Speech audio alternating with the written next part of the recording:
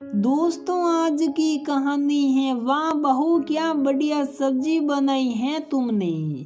दोस्तों कहानी शुरू करने से पहले अगर आपने हमारे चैनल को सब्सक्राइब नहीं किया है तो सब्सक्राइब कर लीजिए ताकि आपके पास पहुंचे हर नया वीडियो। सुलभा और सुमंत जी के दो बेटे हैं सहर्ष और सात्विक। बड़े बेटे सहर्ष ने 3 साल पहले लव मैरिज की थी और अभी 6 महीने पहले उन्होंने अपने छोटे बेटे सात्विक की शादी की है। बड़े बेटे की शादी में बेटे की मां बनकर लड़की वालों के ऊपर ध्वंस जमाने का सुलभा जी का सपना धरा रह गया था। सात्विक माँ का लाडला बेटा भाई की शादी में माँ के अरमानों को ढहते देख चुका था, सो उसने माँ से कह रखा था मेरी शादी तो तू ही तय करेगी। लड़की खोजने से लेकर निरखने परखने तक की जिम्मेदारी माता पिता पर देकर सात्विक भी निश्चिंत और इधर माता पिता भी बहुत अच्छा महसूस कर रहे थे। आखिर कौन माँ बाप नहीं चाहते भरे पूरे अरमानों से अपने बच्चों की शादी करना। लड़की ढूंढो अभियान जोर शोर से शुरू हुआ। बेटे ने बस एक ही शर्त रखी थी कि दहेज रहित शादी होनी चाहिए, मरता क्या न करता। बड़े ने तो सब कुछ तय करके खबर दी, छोटा कम से कम शादी तय करने का अधिकार दे रहा है, यही क्या कम है। और जाने अनजाने समाज के सामने एक दुरुस्त उदाहरण भी बन जाएंगे।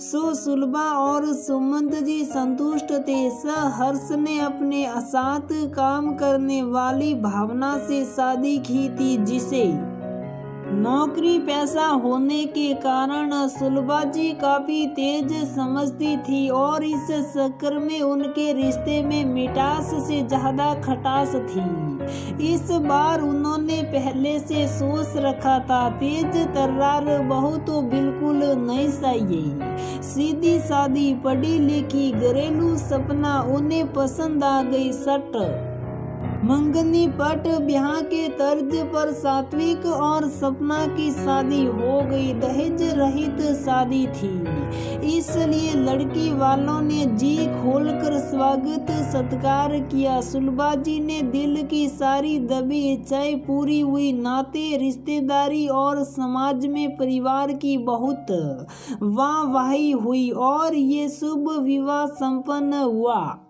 4-5 दिन पूरा परिवार इकट्ठे रहे। फिर सहर्ष और भावना दिल्ली जहां उनकी नौकरी थी और सात्विक सपना भी हनीमून मनाने निकल गए। हनीमून अरेंज मैरिज का सबसे खास समय होता है एक दूसरे को जानने समझने का। सात्विक और सपना ने इसका भरपूर फायदा उठाया और अभी जीवन के अनेक सुनहरे सपनों को बुनते हुए आनंददायक समय बिताकर वापस आ गए। सपना नए शहर में सात्विक के साथ जाने को लेकर बहुत उत्साहित थी, पर सुलभा जी ने नव विवाहिता जोड़ी के ऊपर तुषारपात कर दिया। फरमान सुनाया सपना यहीं रहेंगी, अरे जिंदगी भर तो तुम दोनों को साथ साथ ही रहना है। अभी ससुराल में रहो, यहाँ के तौर तरीके सीखो, रिश्तेदारों से मिलो पहचानो, फिर गृहस्थी में उलझना। सात्विक और सपना ने कनखियों से एक दूसरे को देखा और मम्मी की भावना का सम्मान करते हुए कुछ नहीं कहा। रात में सात्विक ने सपना से कहा छुट्टियां खत्म हो रही हैं, अब जाना होगा। भैया भाभी तो शादी के बाद साथ साथ ही गए थे। खैर छोड़ो, सपना रुआंची हो गई, लेकिन अगले ही पल खुद को मजबूत बनाते हुए बोली आप टिकट कराओ, मैं बिल्कुल ठीक हूँ। आखिर मम्मी पापा जी के प्रति हमारी कुछ जिम्मेदारियां हैं कि नहीं, और फिर कुछ ही दिनों की तो बात है। सुमंत जी ने पत्नी को कुछ कहने की हिम्मत नहीं की, क्योंकि इतने सालों में वे पत्नी के रग रग से वाकिफ हो चुके थे कि अब श्रीमती जी बहुत सुख उठाना चाहती हैं और वो इसे लेकर रहेगी। सात्विक निकल गया। घर में बच्चे, सास ससुर और सपना आदर्श बहू की तरह सपना घर का सारा काम काज संभालती और सुलभा जी के मापदंडों पर खरा उतरने की कोशिश करती। सुलभा जी अब स्वच्छंद पंची थी, आए दिन किटी पार्टियां अटेंड करती, भजन संध्या में बढ़ चढ़कर हिस्सा लेती।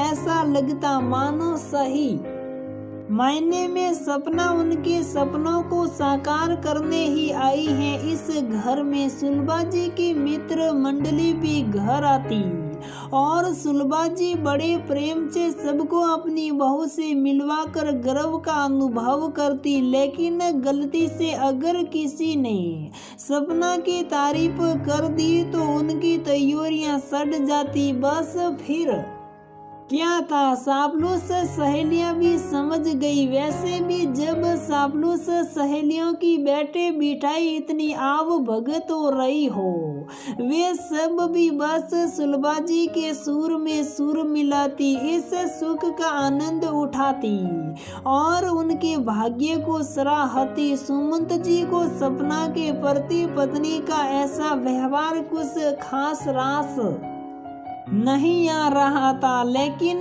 घर में शांति बनी रहे इसलिए कड़ा विरोध नहीं करते थे। हाँ, समय समय पर बहू की तारीफ जरूर किया करते। वाह बेटा, क्या बढ़िया सब्जी बनाई है तुमने, तुम्हारी माँ ने तुम्हें बहुत अच्छे संस्कार दिए हैं, खूब खुश रहो मेरी बच्ची। पापा जी से तारीफ पाकर सपना सहक उठती, लेकिन सुलभा जी को सुलगाने के लिए इतनी तारीफ काफी थी। ये क्या खास है, हमारे जमाने में 20-20 जनों का खाना बनाना पड़ता था और कोई तारीफ सुनने को नहीं मिलती थी। यहाँ 2 लोगों का खाना बनाना कौन सी बड़ी बात हो गई।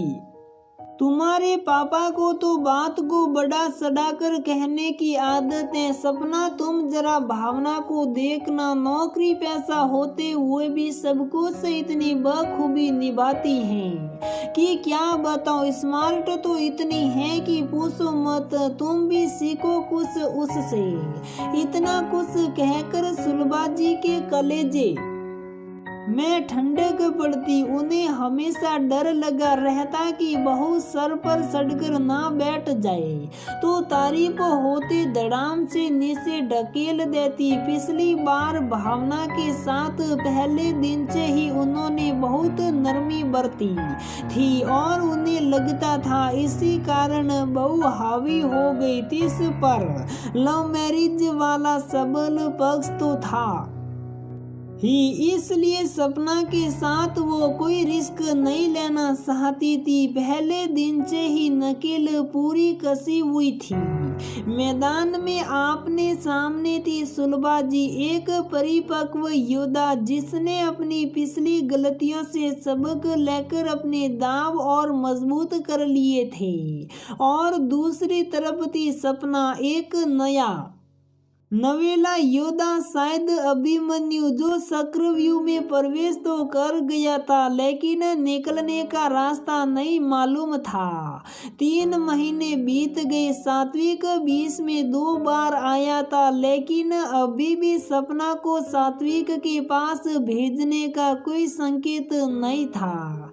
अब सपना भी धीरे धीरे बेचैन हो रही थी।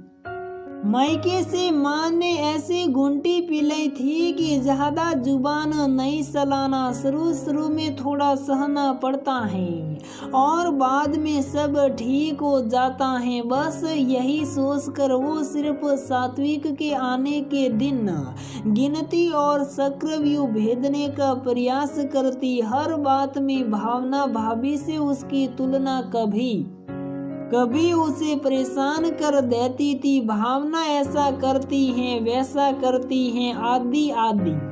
अब की बार बात बन गई। सात्विक सपना को लेकर पुणे आ गया। मस्ती भरे दिन बीत रहे थे।